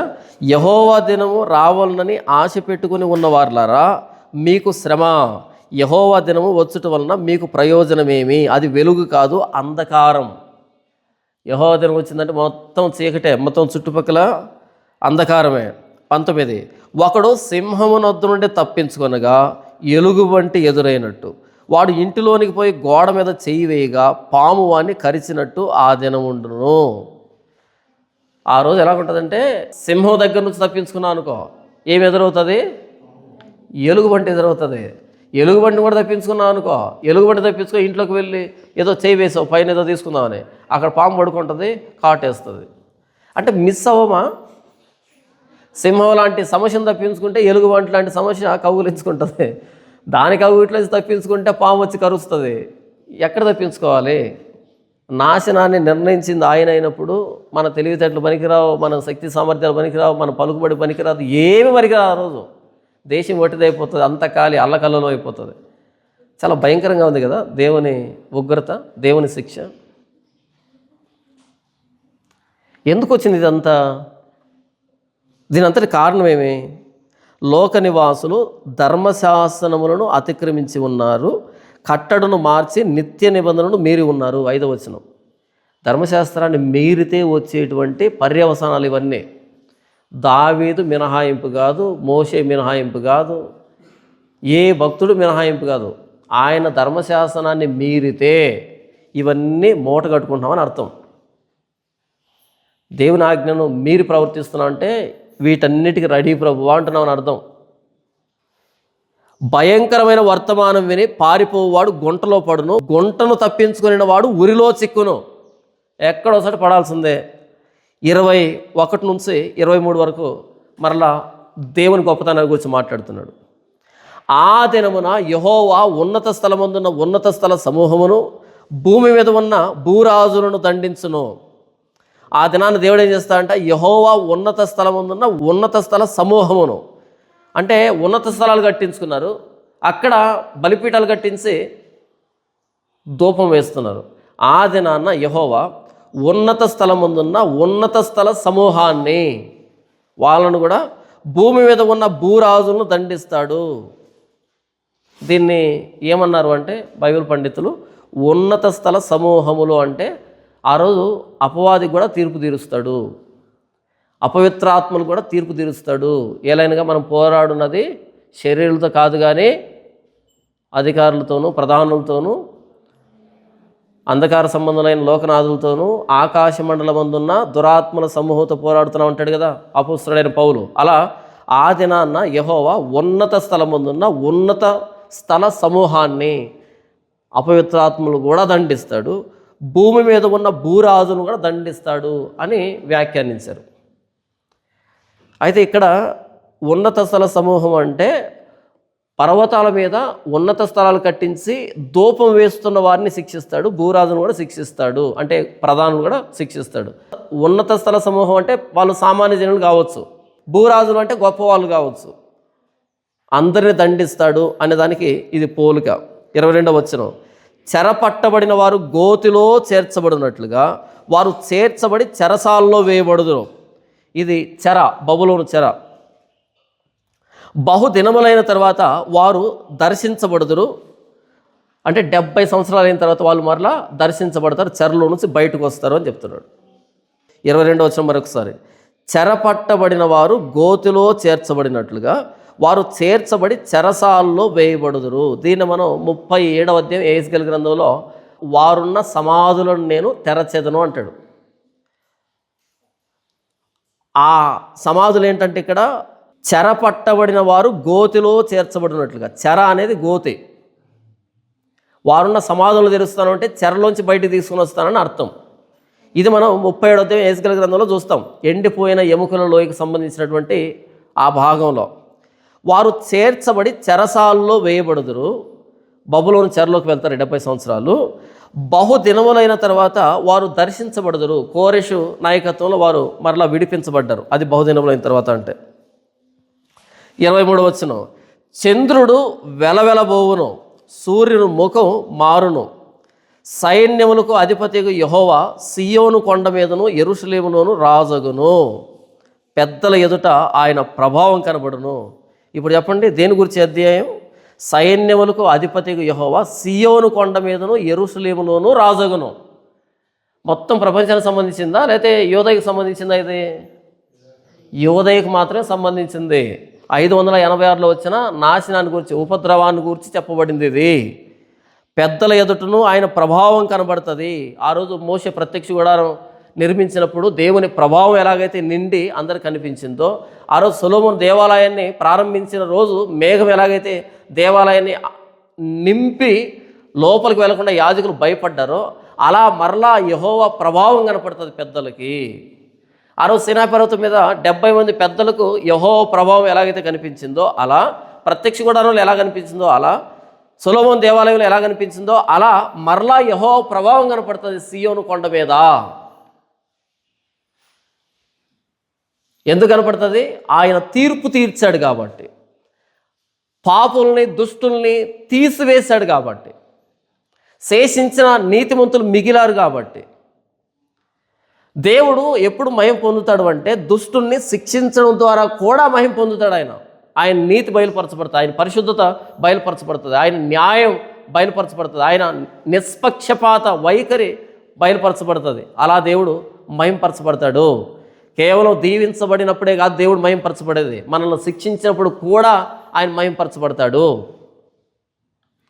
ఆయనకు మహిమను ఆపాదించుకుంటాడు. ఇలా యెరూషలేము మీద జరిగిన ఈ దాడి ద్వారా కూడా దేవుడు మహిమ పొందాడు. ఇంతవరకు మనం చదువుకున్నాం కదా. ఇదేంటి అంటే గొల్గొతా కొండ మీద ప్రభువైన యేసుక్రీస్తు వారు అనుభవించినటువంటి పరిస్థితి. ఇదంతా యూదయ అనుభవించింది, ఈ ఉపద్రవాన్ని అంతటిని, ఈ మొత్తం అంతటిని ప్రభువైన యేసుక్రీస్తు వారు ఒక్కరే అనుభవించాడు గొల్గొతా కొండ మీద. అక్కడ చూడండి 17వ వచనం, భూనివాసి నీ మీదకి భయం వచ్చెను, గుంటయు ఉరియు నీకు తటస్థించెను, తూములు పైకి తీయబడి ఉన్నవి, భూమి పునాదులు కంపించుతున్నవి, భూమి బొత్తిగా బద్దలైపోతున్నవి, భూమి కేవలం తునకలైపోతున్నది, భూమి బహుగా దద్దరిల్లుచున్నది, భూమి మత్తును వలె కేవలం తూలుచున్నది, పాక వలె ఇటు ఊగుతున్నది, దాని అపరాధము దాని మీద భారముగా ఉన్నది, అది పడి ఇకను లేవదు. ప్రభువైన యేసుక్రీస్తు వారు గెత్సెమనే తోటలో అనుభవించిన పరిస్థితి ఇది. ఆయన ఎంత ఇబ్బంది పడ్డాడు అంటే, నా ప్రాణము మరణమగునంతగా దుఃఖంలో మునిగింది, లేచి ప్రార్థన చేయండి అన్నాడు శిష్యుల్ని. నా ప్రాణం మరణమగునంతగా దుఃఖంలో మునిగిపోయింది, లేచి ప్రార్థన చేయండి. ఎందుకని? ఆయన ఎదురుగా ఉగ్రతుంది. 24వ అధ్యాయం మనం చదువుకున్నది కేవలం యోదయ మీద కుమ్మరించబడిన ఉగ్రత. కానీ గొల్గొతా కొండ మీద ప్రభువైన యేసుక్రీస్తు వారు అనుభవించిన ఉగ్రత ప్రపంచ మానవాళి అందరి ఉగ్రత. ఆ పాత్రలో ఏముందంటే సమస్త మానవాళి మీద కుమ్మరించబడబోతున్న ఉగ్రత. దాన్ని అంతటిని తాగేశాడు యేసు ప్రభు, తాను ఒక్కడే అనుభవించాడు. 23వ వచనంలో చంద్రుడు వెలవెలబోవును, సూర్యుని ముఖం మారుతుంది అంటే చీకటికి సంబంధించినటువంటిది. ప్రభువైన యేసుక్రీస్తు వారు శిలువ మీద ఉన్నప్పుడు 12 గంటల నుంచి 3 గంటల వరకు చీకటి కమ్మింది. చంద్రుడు వెలవెలబోయాడు, సూర్యుని ముఖం మారిపోయింది. సూర్యుడు 12 గంటలప్పుడు ఎంత ప్రకాశవంతంగా ఉండాలి, చంద్రుని ముఖం మారిపోయింది, సూర్యుని ముఖం మారిపోయింది, చంద్రుడు వెలవెలబోయాడు, కనిపించకుండా పోయాడు. ఏంటది? ప్రభువైన యేసుక్రీస్తు వారు శిలువలో అనుభవించిన ఆ ఉపద్రవం, ఆ శిక్ష, నాశనం, ఆ చీకట్లో మనకు అర్థం కాలే ప్రభువైన యేసుక్రీస్తు వారు ఎంత అనుభవించాడు అన్నది. 5వ వచనం, లోక నివాసులు ధర్మశాసనములను అతిక్రమించి ఉన్నారు, కట్టడను మార్చి నిత్య నిబంధనను మీరి ఉన్నారు, దాని నివాసుల చేత లోకము అపవిత్రమాయను, శాపము దేశమును నాశనము చేయుచున్నది. శాపగ్రస్తమైంది దేశం అని అంటున్నాడు. శాపాన్ని బట్టి దేశం ఇలా మారింది అని చెప్తున్నాడు కదా. ఇప్పుడు ప్రభువైన యేసుక్రీస్తు వారి గురించి వ్రాయబడిన మాట ఏంటంటే, గలతీయులకు రాసిన పత్రిక 3వ అధ్యాయం 10వ వచనంలో, ధర్మశాస్త్రం విధించిన క్రియలకు సంబంధులందరూ శాపమునకు లోనై ఉన్నారు. ఎందుకనగా ధర్మశాస్త్రమందు వ్రాయబడిన విధులన్నీ చేయుట యందు నిలకడగా ఉండని ప్రతివాడు శాపగ్రస్తుడు అని వ్రాయబడి ఉన్నది. ఏంటంట 14వ వచనంలో, అబ్రహాం పొందిన ఆశీర్వచనము క్రీస్తు యేసు ద్వారా అన్ని జనులు కలుగుటకై క్రీస్తు మన కోసము శాపమై మనలను ధర్మశాస్త్రం యొక్క శాపము నుండి విమోచించెను. ఇందును గూర్చి మ్రాను మీద వేలాడిన ప్రతివాడు శాపగ్రస్తుడు అని వ్రాయబడి ఉన్నది. ధర్మశాస్త్రాన్ని మనం అతిక్రమించాం కాబట్టి ధర్మశాస్త్రం వల్ల వచ్చే శాపాన్ని విడిపించడానికి ప్రభువైన యేసుక్రీస్తు వారు మన కోసం శాపమై, అదేనా? యెషయా గ్రంథం 24:6లో శాపము దేశమును నాశనం చేయుచున్నది, దాని నివాసులు శిక్షకు పాత్రులైరి. గలతీ 3:14లో పౌలు అంటున్నాడు, క్రీస్తు మన కోసము శాపమై మనలను ధర్మశాస్త్రం యొక్క శాపం నుండి విమోచించెను. ఇందును గూర్చి మ్రాను మీద వేలాడిన ప్రతివాడు శాపగ్రస్తుడు అని వ్రాయబడి ఉన్నది. ప్రభువైన యేసుక్రీస్తు వారు ఎందుకు శాపగ్రస్తుడయ్యాడు? మన శాపాన్ని ఆయన మీద వేసుకున్నాడు కాబట్టి. ఇదే యెషయా గ్రంథం 53వ అధ్యాయంలో యెషయా ఏమంటాడు అంటే, చూడండి 6వ వచనం, మనమందరము గొర్రెల వలె త్రోవ తప్పిపోతుమి, మనలో ప్రతివాడు తనకిష్టమైన త్రోవకు తొలగెను, యెహోవా మన అందరి దోషమును అతని మీద మోపెను. మనందరి దోషాన్ని మోపాడు. 5వ వచనం చూడండి, మన అతిక్రమ క్రియలను బట్టి అతడు గాయపరచబడెను. అదే కదా 24లో రాయబడింది, లోక నివాసులు ధర్మశాస్త్రములను అతిక్రమించి ఉన్నారు. 53లో ఏమని రాయబడింది? మన అతిక్రమ క్రియలను బట్టి అతడు గాయపరచబడెను, మన దోషములను బట్టి నలగొట్టబడ్డాడు. 24వ అధ్యాయంలో వర్ణించబడిన ప్రతి వర్ణన ప్రభువైన యేసుక్రీస్తు వారి శిలువలో నెరవేరింది. దేవుడు ఆయా దేశాలని ఇక్కడ శిక్షించినట్టుగా శిక్షించాలి అంటే ఎంతమంది మనుషులు చచ్చిపోవాలో, దేశంలో ఎంతమంది నాశనం కావాలనో. అయితే ప్రభువైన యేసుక్రీస్తు వారు ఒక్కరే ఆ శాపాన్ని, ఆ దోషాన్ని, ఆ అతిక్రమాన్ని, ఆ ఉగ్రతని, ఆ తీర్పుని అంతటిని భరించాడు గొల్గొతా కొండ మీద. ఆ రోజు సైన్యములకు అధిపతిగా యెహోవా సియోను కొండ మీద యెరూషలేములో రాజగును, పెద్దల ఎదుట ఆయన ప్రభావం కనపడుతుంది అని రాయబడింది కదా. సియోను కొండ మీద ఆయన ప్రభావం కనపడుతుంది, గొల్గొతా కొండ మీద ఆయన ప్రేమ కనిపించింది. సియోను కొండ మీద ఆయన ప్రభావం కనిపించింది కదా. అలాంటి ప్రభావం కనపడితే నువ్వు నేను తట్టుకోలేం, మనం పాపులమే. అయితే గొల్గొతా కొండ మీద కనిపించింది ఆయన ప్రభావం కాదు, ప్రభావాన్ని అంతటిని విడిచిపెట్టి, ఆయన దైవత్వాన్ని అంతటిని విడిచిపెట్టి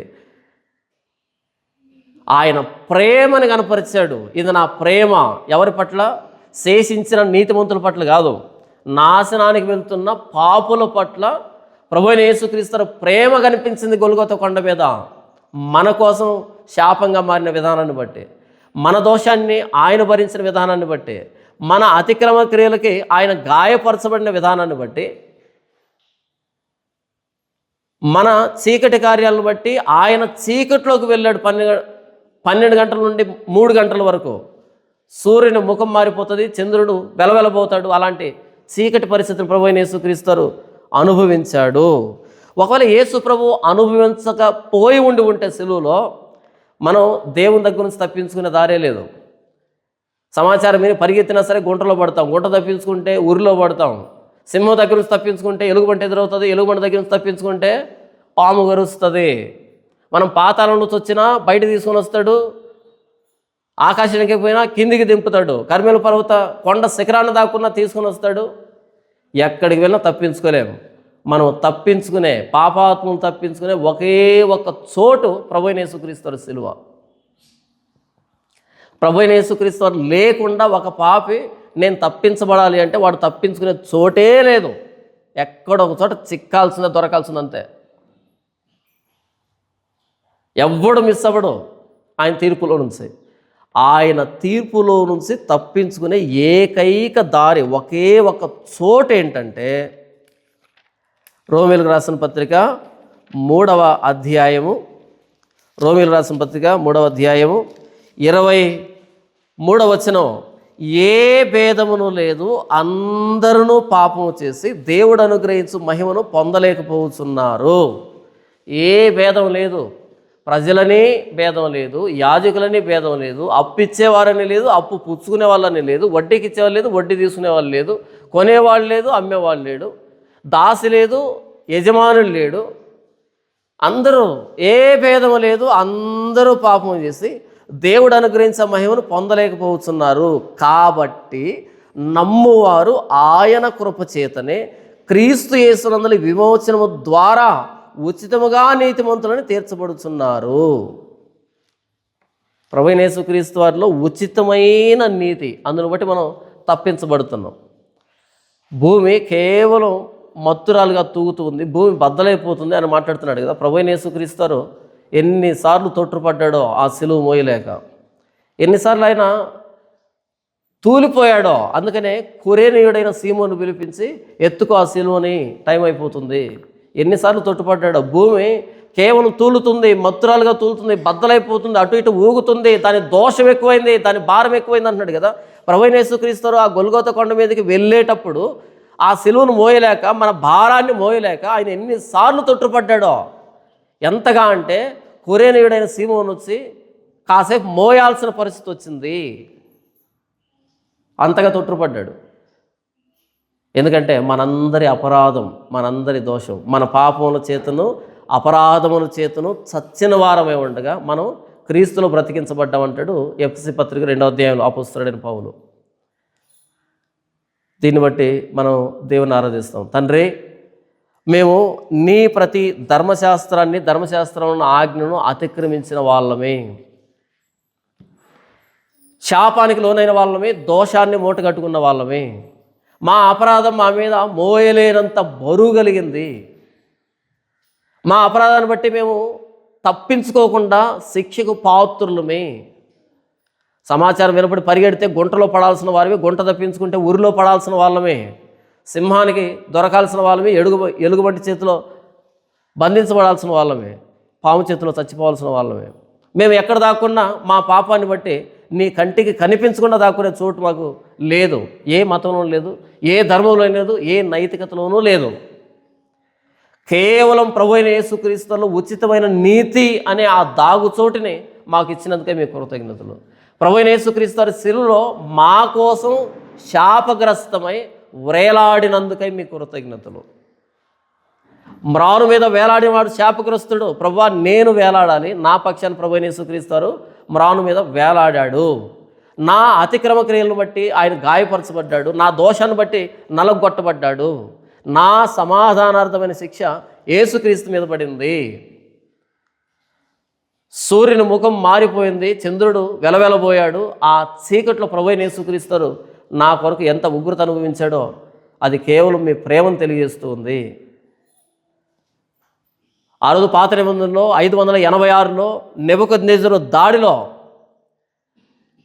అనేక మంది మరణిస్తున్నప్పుడు సియోను కొండ మీద యెహోవా ప్రభావం కనిపించింది అని వ్రాయబడింది.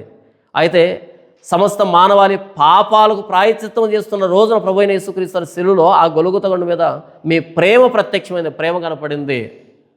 ప్రభువా, పాపినైన నన్ను శిక్షించకుండా ఇంత ప్రేమను కనపరచడానికి, నా పక్షాన ప్రభువైన యేసుక్రీస్తు బలిగావించడానికి ఏ పాటి వాడిని నా ప్రభువైన యేసుక్రీస్తు శ్రేష్టమైన నామములో ఆరాధిస్తున్నాను తండ్రి. ఆమేన్.